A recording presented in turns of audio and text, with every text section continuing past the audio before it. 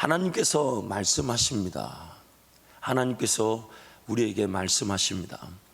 주로 이렇게 네 가지 통로로 말씀하신다라고 학자들은 말합니다. 기록된 말씀을 통해, 또한 성령께서 기도하는 자리에서 기도를 통해, 그리고 또한 교회 선포되어진 말씀, 또한 교회 공동체 안에 여러 선한 은사들, 또한 상황과 환경을 통해서 하나님 말씀하십니다.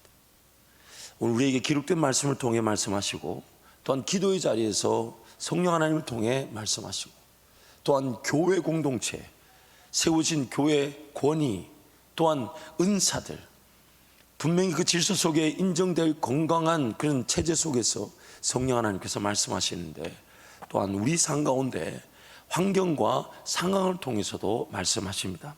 그래서 하나님은 그 환경과 상황을 통해서 하나님의 백성들을 독려하시고 격려하시고, 또한 하나님께서 어느 길로 인도하시든 하나님의 뜻과 인도하심을 상황과 환경을 통해 말씀하실 수 있습니다. 그래서 오늘 말씀의 제목이 상황을 통한 하나님의 뜻을 이해하는 것, 상황을 통한 하나님의 뜻을 이해하는 법에 대해서 말씀을 살펴보려고 합니다. 먼저 상황과 환경을 통해 말씀하시지만은 이것이 긍정적인 면도 있지만 또한 부정적인, 즉 위험의 요소도 가지고 있습니다. 먼저 긍정적인 면을 보면요, 사사기 6장 36절 40절 말씀 한 절씩 교독하면, 기드온이 하나님께 여쭈되 주께서 이미 말씀하심 같이 내 손으로 이스라엘을 구원하시려거든 보소서, 내가 양털 한 뭉치를 타작마당에 두리니 만일 이슬이 양털에만 있고 주변 땅은 마르면 주께서 이미 말씀하신 같이 내 손으로 이스라엘을 구원하실 줄을 내가 알겠나이다 하였더니, 그대로 된지라. 이튿날 기드온이 일찍이 일어나서 양털을 가져다가 그 양털에서 이슬을 짜니 물이 그릇에 가득하더라. 기드온이 또 하나님께 여쭈어 이르되 내게 노하지 마옵소서, 내가 이번만 말하리이다. 구하옵나니 내게 이번만 양털로 시험하게 하소서. 원하건대 양털만 마르고 그 주변 땅에는 다 이슬이 있게 하옵소서 하였더니, 함께 갑니다. 그 밤에 하나님이 그대로 행하시니 곧 양털만 마르고 그 주변 땅에는 다 이슬이 있었더라. 하나님께서 상황을 통해서 하나님의 분명한 뜻과 인도하심을 확인시켜 주시고 깨닫게 하실 수 있는 것이죠. 하나님께서 기드온을 통해 그 미디안 군대, 또 미디안과 연합군들을 무찌르기 원하셨습니다. 문제는 기드온이 하나님의 음성을 순순히 듣고 순종할 수 있는 상태가 아니었다는 것입니다. 그런 기드온을 사사로 세우시기 위해서 하나님께서는 기드온의 요청대로 상황과 상황을 연출하셔서 분명 하나님의 뜻, 하나님께서 함께 하심을 확인시켜 주셨습니다. 그 상황과 환경을 통한 하나님의 뜻과 인도하심을 우리가 들을 수 있다는 것이죠. 상황과 환경을 통해 하나님의 말씀, 하나님의 뜻을 깨닫는 것은 굉장한 은혜이자 또한 굉장한 위험일 수도 있습니다. 우리의 연약함 때문에 악용될 수도 있는 것이죠. 사사기 11장 29절 40절인데 한 절씩 교독하면요, 이에 여호와의 영이 입다에게 임하시니 입다가 길르앗과 므낫세를 지나서 길르앗의 미스베에 이르고 길르앗의 미스베에서부터 암몬 자손에게로 나아갈 때에 그가 여호와께 서원하여 이르되 주께서 과연 암몬 자손을 내 손에 넘겨주시면 내가 암몬 자손에게서 평안히 돌아올 때 누구든지 내 집 문에서 나와서 나를 영접하는 그는 여호와께 돌릴 것이니 내가 그를 번제물로 드리겠나이다 하니라. 이에 입다가 암몬 자손에게 이르러 그들과 싸우더니 여호와께서 그들을 그의 손에 넘겨주시매 아로엘에서부터 민닛에 이르기까지 20성읍을 치고 또 아벨 그라민까지 매우 크게 무찌르니 이 암몬 자손이 이스라엘 자손 앞에 항복하였더라. 입다가 미스바에 있는 자기 집에 이를 때에 보라, 그의 딸이 소고를 잡고 춤추며 나와서 영접하니 이는 그의 무남 동료라. 입다가 이를 보고 자기 옷을 찢으며 이르되 어찌할꼬 내 딸이요, 너는 나를 참담하게 하는 자요, 너는 나를 괴롭게 하는 자 중에 하나로다. 내가 여호와를 향하여 입을 열었으니 능히 돌이키지 못하리로다 하니, 딸이 그에게 이르되 나의 아버지여, 아버지께서 여호와를 향하여 입을 여셨으니 아버지의 입에서 낸 말씀대로 내게 행하소서. 이는 여호와께서 아버지를 위하여 아버지의 대적 암몬 자손에게 원수를 갚으셨음이니이다 하니라. 또 그의 아버지에게 이르되 이 일만 내게 허락하사 나를 2달만 버려두소서. 내가 내 여자친구들과 산에 가서 나의 처녀로 죽음을 인하여 애곡하겠나이다 하니, 그가 이르되 가라 하고 2달 기한하고 그를 보내니 그가 그 여자친구들과 가서 산 위에서 처녀로 죽음을 인하여 애곡하고 함께 갑니다. 2달 만에 그의 아버지에게로 돌아온지라. 그는 자기가 서원한 대로 딸에게 행하니 딸이 남자를 알지 못하였더라. 이것이 이스라엘의 관습이 되어 이스라엘의 딸들이 해마다 가서 길르앗 사람 입다의 딸을 위하여 나흘씩 애곡하더라. 우리가 이 입다에 대한 내용은 금요철야 시간 사사기 강의를 통해서 구체적으로 살펴보았습니다만은 이 입다의 잘못된 서원, 그러나 그것이 하나님 앞에 서원되어졌다는 이유로 지켜져야만 했던 그 어리석은 그런 상황과 환경을 악용하여서 오히려 자기가 더 피해를 본 그 입다의 일을 우리 성경이 소개하고 있습니다. 인간적 욕심 그리고 마귀의 미혹으로 상황과 환경이 악용되어서 하나님의 뜻과 인도하심과는 전혀 관계없는 어려움과 아픔을 만들 수도 있습니다. 하나님의 뜻과 관계없이 자신의 욕심과 정욕 그리고 그것을 이용한 마귀의 미혹은 죽이고 멸망시키는 상황과 환경을 설정하고 조작하고 거기에 속게 만드는 것입니다. 그렇다면 오늘 우리가 이 상황과 환경을 통해 말씀하시는 그 하나님의 뜻과 인도하심을 어떻게 분별할 수 있을까? 첫 번째, 이 상황에 대한 이해가 필요합니다. 상황에 대한 우리의 문제점이 뭐냐면 상황을 주관하시는 분은 내가 아니라 누구십니까? 하나님이십니다. 나는 그래서 상황을 하나님이 아닌 사람이 만들려고 하거나 수정하려고 하는 그 문제입니다. 내가 억지로 상황을 만들려고 하고, 우리끼리 그런 말 있죠. 끼워 맞추려고 한다. 안 되는 일인데 억지로 되게 한다든지, 하나님의 뜻이 없는데 뜻이 있는 것처럼 그렇게 강요한다든지. 제가 예전에 그 군대를 갔다 오고서 이제 학부 신학교를 다닐 텐데, 그때 이제 우리 그 교수님이 저한테 와서 너무 힘들다는 거예요. 왜요? 그러니까 이렇게 이제 학생들 상담하고 또 그 학생들 중에 어려운 학생들이 많아서 참 너무 마음이 아프다. 또 그러면서 이러는 거 또 한편으로 정말 이해가 되지 않는다. 그래서 왜요? 그랬더니 어떤 좀 이렇게 공부를 늦게 시작하게 된 어떤 여성이 이제 우리 또래 나이의 학생이 아니라 좀 늦게 신앙을 하신 것 같아요. 그분이 기도한다고 하면서 자기한테 와서 교수님한테 그렇게 얘기하더래요. 선포하고, 이렇게 선포가 아니고 하나님의 음성을 전하고 갔대요. 그 음성이 뭐냐면, 교수님 제가 기도해 보니까 이번 학기 등록금을 교수님이 저한테 주신다고 하나님이 말씀하셨습니다. 그러니까 교수님이 멍하니 있다가 보내고 나서 이제 저는 그분이 누군지 몰라요. 교수님 하는 말이 분명한 거는, 나한테는 주님이 말씀하지 않으셨는데 저 자매가 나한테 와서 이번 학기 등록금을 교수님이 준다라고 하나님이 얘기했다 하시니까, 그러면서 우리 교수님이 그러는 거예요. 야, 이걸 줬다가는 평생 저 상황을 악용해서 살 것 같고 안 주자니 불쌍하고 참 딜레마다라고 그렇게 얘기하면서 저보고 여유가 있거든 도와주라 하길래 그 다음 일은 제가 얘기하지 않겠습니다만, 여러분 보세요. 그렇게, 우리 성도들 중에서도 쉽게 이렇게 미혹되는 경우가 있어요. 물론 어떤 사역자와의 관계나 우리 교회 안에 있을 경우에는 좀 안전해요. 왜냐하면 교회 안의 사역자의 관계는 일단 인간적 친분 관계, 교제 관계, 시간 함께 보낸 서로 삶을 함께 나눈 관계이기 때문에 적절하게 그 관계에 따라 이런 말도 할 수 있고 또 불편한 말도 서로 주고받을 수 있지만, 외부의 어떤 사역자들을 만났을 때 혹은 어떤 기도원이나 사역팀에 갔을 때 이번에 기도해 보니까 집사님이 우리 사역에 하나님이 크게 도우실 거라고 얘기하실 거라고, 참 어떻게 보면 틀리지 않았을 것 같기도 하고 어떻게 보면 좀 마음이 깨림직하고. 여러분 그게 다 그런 이유가 뭐냐? 그럴 때 제가 답을 가르쳐 드릴게요. 이렇게 얘기하면 됩니다. 한번 따라 하실까요? 제가 기도해 보겠습니다. 제일 좋은 답이에요. 그걸 그 자리에서 가타부타 기다 아니다 말할 필요 없어요. 그분이 그렇게 얘기했는데 내가 집에 갔는데 혹은 내 기도의 자리에서 주님이 확인시켜 주신다면 우리는 기꺼이 순종하면 되는 것입니다. 기꺼이 순종하면 되는 것인데, 그것이 자칫 잘못하면 그런 상황과 환경을 악용하게 되고 오용해서 하나님의 뜻과 인도하심이 없는 마치 있는 것처럼 만들어가지고 그게 사람을 미혹하게 하고 또 내가 거기에 속아 넘어갈 수 있다는 것입니다. 참고로 그래서 목사한테 와서 이런저런 메시지 전달하려고 하지 마시고 뭐 하면 된다고요? 제가 기도해 보겠습니다. 누가 어떤 말을 하든지 간에. 근데 여러분 그 말이 또 통용될 때는 안 그래도 나도 기도하면서 그렇게 생각하고 있었는데, 이럴 때가 있어요. 그럴 때는 이거 하나님의 뜻인가, 그래도 한 번 더 기도해 보지만 전혀 생각해 보지 않은 것인데 마치 상황인 것처럼 나에게 이렇게 메시지가 올 때는 그것을 가지고 싸울 것이 아니라 제가 일단 기도해 보겠습니다.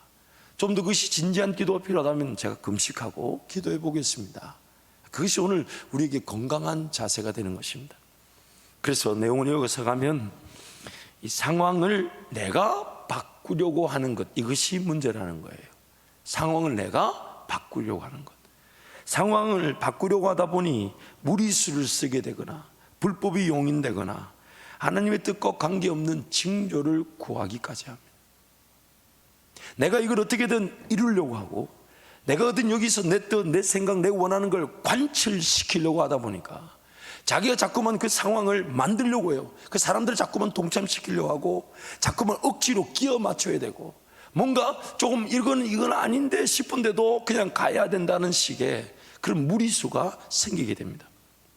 그래서 쉽게 지치고 쓰러지고 넘어지는 것이 상황 변화라는 욕심에 휘둘리기 때문에. 그래서 이렇게 휘둘리는 인생에 대해서 시편 1편 1절에서 6절 말씀에 이렇게 말합니다. 함께 선포하겠습니다. 복 있는 사람은 악인들의 꾀를 따르지 아니하며 죄인들의 길에 서지 아니하며 오만한 자들의 자리에 앉지 아니하고 오직 여호와의 율법을 즐거워하여 그의 율법을 주야로 묵상하는도다. 그는 시냇가에 심은 나무가 철을 따라 열매를 맺으며 그 잎사귀가 마르지 아니함 같으니 그가 하는 모든 일이 다 형통하리로다. 악인들은 그렇지 아니하며 오직 바람에 나는 겨와 같도다. 그러므로 악인들은 의판을 견디지 못하며 죄인들이 의인들의 모임에 들지 못하리로다. 무릇 의인들의 길은 여호와께서 인정하시나 악인들의 길은 망하리로다. 상황에 흔들리는, 이렇게 치고 저렇게 치는 그것을 바람에 나는 겨다라고 표현합니다. 상황에 휘둘리는 거죠. 이리 불면 이리 후루룩 몰려갔다가 저리 불면 저리 몰려갔다가 그러면서 그 바람에 나는 겨와 그렇지 않은 하나님이 원하시는 것에 대한 대조 대상이 뭐냐면 저는 시냇가에 심은 나무인데 그 시냇가에 심은 나무가 뭐라고요? 주야로 말씀을 묵상하는 그 사람이 복 있는 사람이라는 거예요. 즉 하나님과 나와의 그런 관계가 건강하지 않으면 상황에 휘둘리게 됩니다. 이렇다더라. 그래서 기가 확 속아버리죠. 제가 달라스에서 사회 갈 때도 정말 하나님을 신실하게 섬긴다고 했는데 어느 날 보니까 교회에서 사라졌어요. 그래서 찾아가 보니까 그 이단에게 미혹이 돼가지고 그리고 그 얘기가 속을 말이 아닌데 그게 속아가지고 그게 붙들려 있는 모습을 보면서 적지 않은 그 인생의 시간을 거기서 낭비하는 것을 보았습니다. 물론 나중에 하나님으로 돌아왔지만 보세요. 바람에 날리게 되죠. 내가 예수 그리스도라는 마치 그 반석 그리고 시냇가에 되시는 영원한 생명의 젖줄이 되시고 생수의 근원이 되시는 여호와 하나님께 뿌리를 내리지 않으니까 바람에 날리는 겨처럼 이렇다더라 저렇다더라 이렇게 한다더라 저렇게 한다더라. 그러다 보니까 그런 예언이나 방언이라는 은사가 분명히 건강한 것임에도 마귀가 그걸 악용하죠. 그래서 사람들이 거기에 미혹됩니다. 여러분 담임 목사로서 여러분 분명하게 여러분에게 가르쳐 드릴게요. 모든 예언과 모든 분별의 은사 그것은 교회를 위한 것이지 각 개인에게 점치듯 말해주는 것이 아닙니다. 물론 그 각 성도가 그 예언의 말씀을 통해 교회를 든든히 세울 수 있도록 독려받고 격려받는 경우는 있습니다. 그 개인의 삶을 위한 것이 아니라 그의 그 말씀이 그 심령에게 전해졌을 때 교회가 든든히 세워져 가는 경우는 반드시 그 심령도 예언을 전하는 자도 은사자도 듣는 자도 하나님께 영광을 돌리게 되지만 예언의 잘못된 욕심이 뭐냐면 자기 개인의 삶에 어떤 일이 나타날까 무엇일까 한번 따라 하실까요? 나 말고는 나의 길을 알 자가 없습니다. 하나님이 내 길을 다른 사람을 통해 알게 하지 않으십니다. 물론 내가 걸어가는 길이 지금 내가 순종해야 될 일이 교회를 세우는 이거 결부되었을 때는 그 예언적 기능에 따라 격려되고 독려되고 또한 받아들여질 수 있습니다. 그러나 어떤 직업을 해야 되는지 어떤 사업을 해야 되는지 하나님 그것에 대한 모든 길은 반드시 하나님과 나와의 관계에서 말씀하기를 원하시고 오히려 예언자들 통해 격려하시죠. 야, 하나님께서 배우자를 위해 기도하는 너를 기억하고 계시는 것 같아. 잘 인내하며 기도해. 배우자를 만나게 될 거야. 진로에 대해서 기도하는 너를 하나님 기억하고 계시는 것 같아.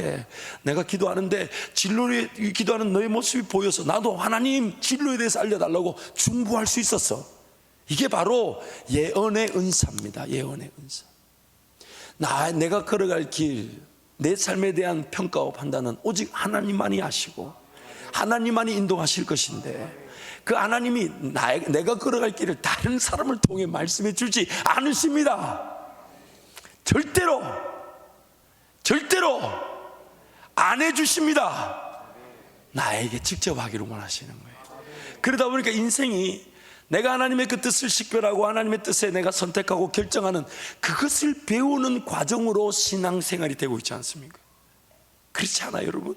점점점 뭐가 좋아집니까? 영적인 분별력이 더해지게 되죠. 결국 내 인생의 그런 신앙생활의 여정은 다름 아닌 하나님의 뜻을 깨닫고자 하는 것이며 하나님의 인도하심을 기다리는 것이며 그것을 식별하는 그런 영적인 감각이 더해지고 하는 것이죠. 잊지 마세요, 여러분. 우리 모두 개인의 삶에 하나님의 뜻과 인도하심은 다른 사람을 통해 말씀하지 않으시고 나에게 말씀하십니다. 나에게. 물론 나에게 말씀하신 것에 대해서 다른 은사자들이나 혹은 중보 기도하는 성도들을 통해 확인이 되는 경우는 있습니다. 참 행복하겠죠, 그렇죠? 기도하는 중에 이건가 이러고 있는데 누가 와가지고 있잖아, 내가 기도하는데 이런 걸 봤을 때 내가 딱 느낌이 뭐냐면 내가 들은 게 하나님의 음성이 맞구나. 여러분, 그러니까 중보 기도의 동력의 이 기쁨이 얼마나 큰지 몰라요. 주로 이 가족 관계, 주로 이제 부모와 자녀 관계에서 이게 많이 나타나죠. 예전에 우리 원로 목사님 간증에 그런 게 있었잖아요. 이렇게 우리 그 은혜, 이제 큰딸 우리 은혜 사모님 결혼을 위해서 기도할 때 목사님께서 이렇게 기도하면서 결정했을 때 은혜 사모님 좀 불편하다니까, 아니야, 내가 기도했는데 이게 되는 것 같다니까 은혜 사모님 뭐라 그랬대요? 기도하지 말라고. 아빠 기도하지 마. 제 정확한 내용은 잘 모르겠죠. 어쨌든 그 아빠 기도하면 자꾸 이루어지니까 제 생각인데 지금 그 김성중 목사님은 은혜 사모님 별로 마음에 들어하지 않았던 것 같아요. 근데 목사님은 기도만 하면 지금 이 목사님이 사이가 되는 게 맞는 것 같으니까 은혜 사모님 말이 아빠 기도하지 마. 아빠 기도하면 이루어진다고. 여러분, 분명한 것은 하나님이 우리 모두에게 말씀하기를 원하시는데 그 말씀하신 것을 확인하기 위해 은사자들이 세워져 쓰임받는 경우가 있습니다. 그런 요점은 뭐냐면, 그런 내가 들을 음성을 다른 외적인 환경이나 혹은 사람에게 이렇게 좌지우지 당하지 않도록, 즉 바람에 나는 겨처럼 휘둘리지 않도록. 제가 저희 어머니와의 관계를 생각해 보면 굉장히 많은 영적인 유익이 있다. 지금도 저는 마찬가지예요. 지금도 제가 뭔가 좀 이게 궁금하고, 그래서 기도할 때 하나님의 뜻이 뭔지 좀 희미할 때, 그때 우리 어머니가 이제 제가 기도 부탁도 하지 않았는데 이제 연락이 와서 너 상황이 이런 것 같던데, 그때 이제 알죠. 내가 지금 들은 음성이 하나님 음성이 맞는가 보다. 그러니까 확인하게 되죠. 물론 또 우리 어머니도, 저희 어머니도 사람인지라 자기 욕심에 따라 저에게 말씀하셨던 경우도 있습니다. 그런 건 더 이상 얘기를 논하지 못하도록 해서 말하진 않지만, 그러나 항상 모든 이 상황과 환경 또한 그에 따른 하나님의 뜻과 인도하심은 하나님 나와 1대1로 대화하기를 원하십니다. 대화하기를. 다른 누군가를 통하는 것이 아니라 나와 1대1로 대화하기를 원하십니다. 그래서 내용을 이어서 가면요, 하나님의 뜻이 없고 하나님의 인도하심이 없는 일을 감당하고 이루려고 하는 것이 바로 문제인 것입니다. 그러니까 상황을, 환경을 악용하게 되고 억지로 내가 만들려고 하는 것이거든요. 그래서 상황을 통한 하나님의 뜻을 발견하는데, 지나치게 상황을 통해 하나님의 뜻을 분별하고 인도하심을 보고자 하는 의존도 문제지만, 상황을 통해 말씀하시는 하나님을 신뢰하지 않는 것도 문제입니다. 상황에 대한 양극단적 위험을 얘기하는 거예요. 한편으로는 너무 뭔가 징조를 보여주세요, 징조를 보여주세요, 징조를 보여주세요. 상황적 어떤 하나님의 뜻과 인도하심만을 보고자 하는 것도 지나치면 그건 욕심이 되겠죠. 그렇죠? 하나님께 맡겨놓아야 돼요. 왜냐하면 그 징조를 보여주지 않아서 선택하지 않고 놓쳐버려서 기회를 잃는 경우가 얼마나 많습니까? 조금 부족하고 조금 연약하고 확신이 없어도 하나님께 영광이 되겠다 싶으면 막 선한 길인 줄 믿으면 최선의 순종을 할 때에 하나님의 뜻이 없어도 옳은 일에 대한 순종은 반드시 하나님 배움의 기회가 되게 하시죠. 그렇기 때문에 너무 지나치게 했던 징조를 구하고 상황의 변화, 상황에 따라 하나님의 뜻을 보고자 하는 그런 그 상황에 대한 하나님의 뜻에 대한 의존도가 높은 것도 문제지만 또한 징조를 보여주시겠다는데 그 징조에 관심이 없는 것도 문제입니다. 지금 이 이스라엘 백성들, 즉 아스 왕 때에 남유다에 이스라엘, 북이스라엘과 아람의 군대가 연합을 해서 쳐들어왔어요. 그래서 이사야서 7장 말씀부터 보면 말씀이 나오죠. 그 아스 왕에게 하나님이 이사야 선지자를 보내서 얘기합니다. 이스라엘 백성들이 모두가 막 힘들어하고 어려워하고 벌벌 떨고 이렇게 얘기합니다. 살림이 그 바람에 흔들리는 것처럼 그들이 흔들렸더라. 그래서 하나님이 이사야 선지자에게 구체적으로 세탁자 밭 길 끝에 있는 그 못에 가면 왕을 만날 거라 정확한 위치까지 가르쳐줘서 아스 왕에게 이사야가 가죠. 그래서 하나님을 신뢰하라면서, 근데 아스가 하나님을 믿지 않아요. 이미 아수르 왕에게 도움을 구했기 때문에 하나님을 신뢰하려고 하지 않아요. 그때 이사야가 이렇게 합니다. 정이 못 믿겠거들랑 징조를 구하라고, 사인을 구하라고. 하나님이 이 일을 이루실 것에 대한 그 앞에 사인, 그 히스기야 보십시오. 자기가 병이 낫겠다는 것을 무엇으로 알겠나이까? 그래서 해가 15도 뒤로 가는 사인을 하나님 보여주지 않으셨습니까? 여러분, 오늘 너무 징조를 구하고 상황을 통한 하나님의 뜻을 보고자 하는 욕심, 그 의존도가 높은 것도 문제지만 하나님 그 상황을 통해 말씀하실 것, 그 징조를 주실 것에 대한 관심이 없는 것도 문제입니다. 하나님께 은혜를 구해야 될 일이란 말이에요. 새로운 상황이 열리거나 불가능한 상황이 가능케 되거나 전혀 뜻밖의 상황 변화를 통해 하나님께서는 우리에게 말씀하실 수 있습니다. 제가 쉽게 이렇게 표현하죠. 없던 길도 만드실 수 있고 닫힌 문도 열어주실 수 있고 불가능한 것도 가능케 하실 수 있다는 겁니다. 그 상황을 통해 하나님이 뜻을 보이실 수 있다는 거예요. 상황을 통해 말씀하실 때 대개의 경우 두 가지의 상황이 있을 수 있습니다. 첫 번째는 하나님께서 나에게 순종의 기회를 주셔서 나의 순종을 시작으로 새로운 상황이 열려 하나님의 뜻을 확인케 하시는 경우입니다. 마치 내가 새로운 상황을 만든 것처럼 보이지만 나도 기도하면서 음성을 듣고 순종한 것인데, 내 가정에, 내 일터에, 혹은 우리 교회에 나의 순종을 통하여 새로운 상황이 나타나 하나님의 뜻을 가정이든 일터든 교회가 함께 볼 수가 있습니다. 이 역시도 상황을 주관하신 분은 내가 아니라 누구십니까? 하나님이세요. 하나님. 두 번째 경우는 하나님께서 직접 상황에 개입하셔서 나로 하여금 상황 변화에 따른 하나님의 뜻과 인도하심을 확인케 하는 경우입니다. 그래서 그 기도원 같은 경우, 혹은 대부분의 전쟁의 승리가 이런 상황에 하나님 직접 개입하신 경우였죠. 하나님이 직접 상황에 개입하셔서 분명히 내가 바꿀 수 없는 상황이었고 나에게는 불가능한 상황이었는데 하나님이 직접 개입하셔서 그 일을 바꾸시는 분명한 때도 있습니다. 하나님께서 새로운 상황을 여시든지 혹은 기존의 상황을 변화시키시든지 우리에게 요구되는 것은 하나님께서 상황을 통해 말씀하시도록 기다리는 것입니다. 하나님 앞에 기다리는 것이에요. 억지로 상황을 바꾸려고 하다 보니까 다툼이 일어나고 싸움이 일어나고 불협화음이 일어나는 거예요.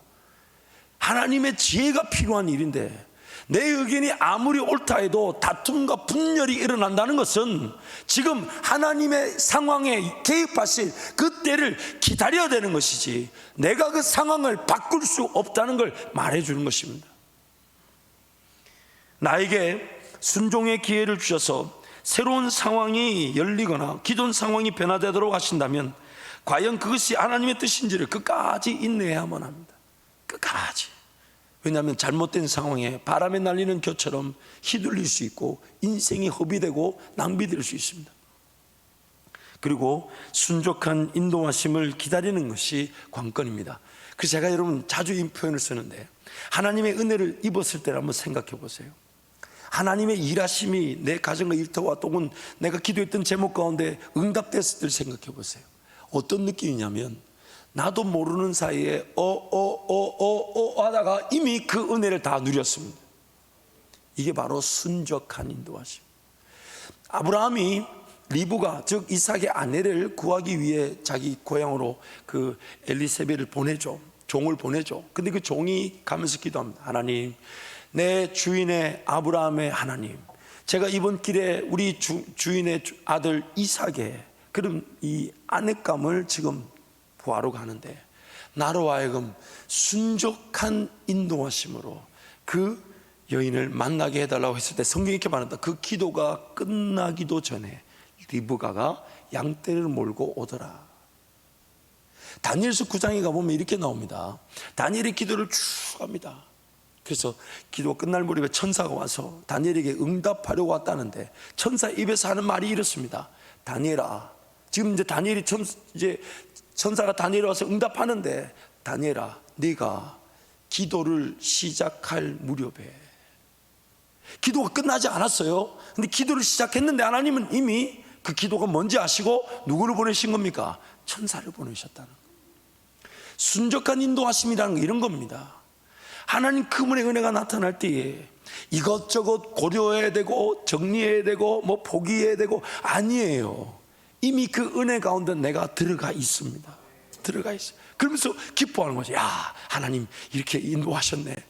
심지어 그 과정이 있을 수 있는데, 그 과정의 시간 동안 인내도 필요하고 헌신도 필요하고 기다림과 충성과 수고도 필요한데, 그 과정의 시간조차도 그 사람은 과정인 줄 모르고 우르르 지나왔다가, 야, 그게 있는 줄 몰랐는데 인내였고, 그게 헌신인 줄 몰랐는데 헌신이었는데, 하나님 오늘 이 은혜 자리에 나를 이르러 주셨다, 이르게 해주셨다.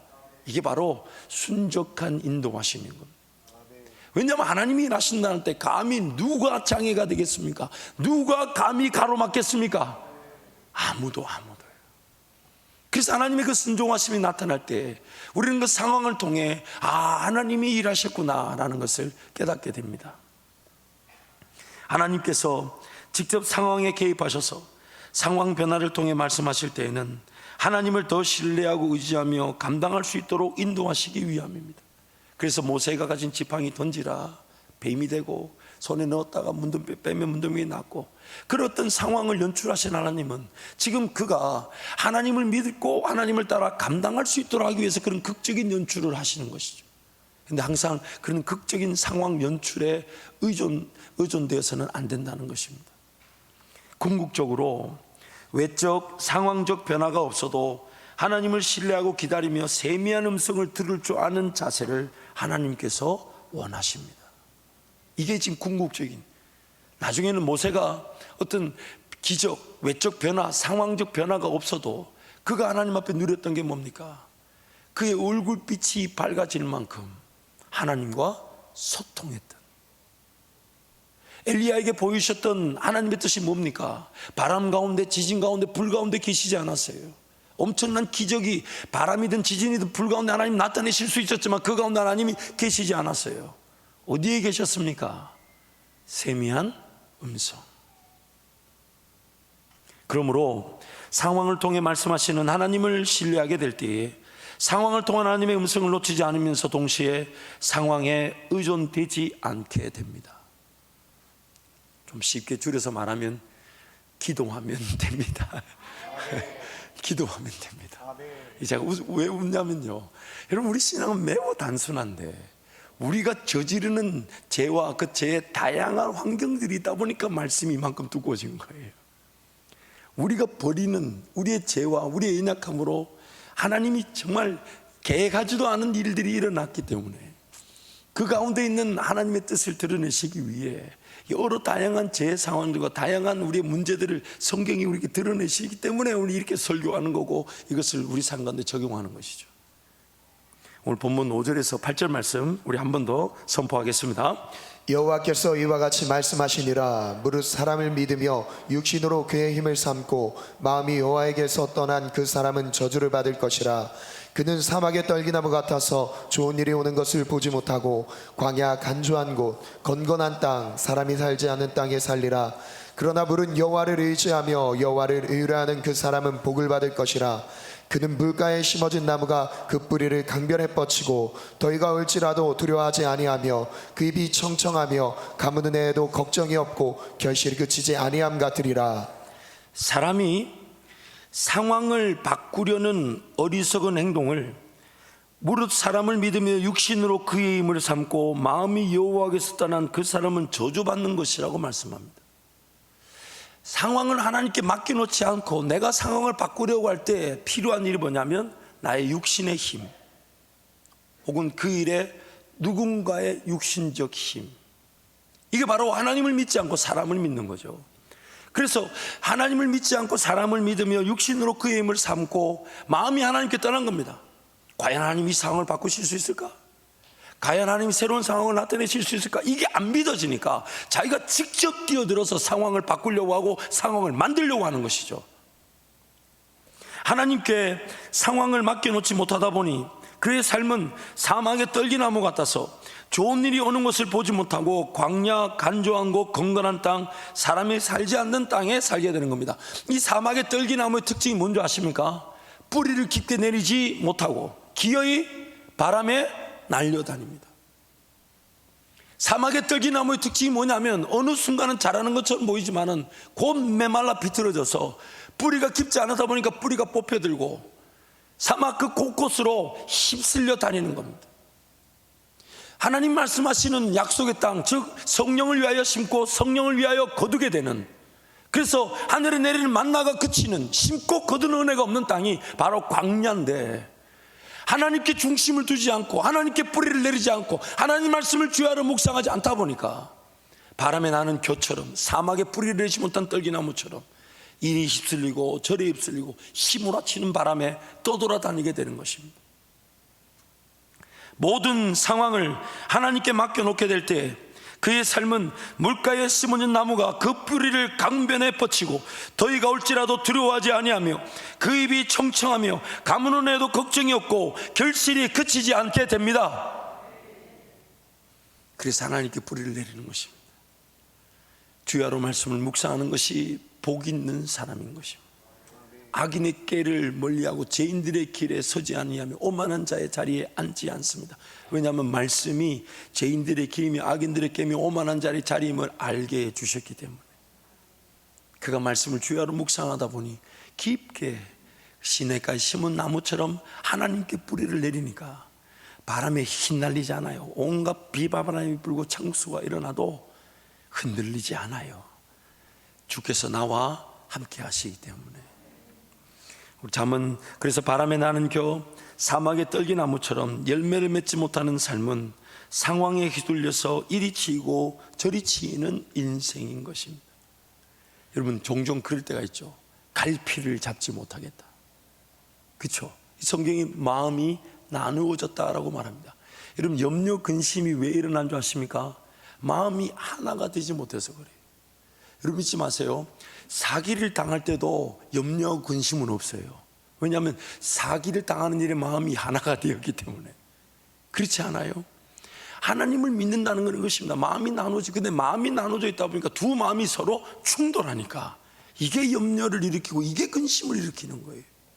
근데 이런 마음이 나누어지는 일이 바로 바람에 날리는 겨처럼 하나님 그분께 뿌리를 내지 못하고 하나님 그분을 믿지 못하고 하나님 그분께 맡겨놓지 못하고 하나님께서 상황에 개입하셔서 어떤 상황을 만들든지 아니면 새로운 상황으로 바꾸시든지 아니면 기적의 길로 불가능을 가능케 하시는 은혜의 길로 인도하실 것인데 그 하나님께 상황을 맡겨놓지 못하다 보니까 기다리지 못해요.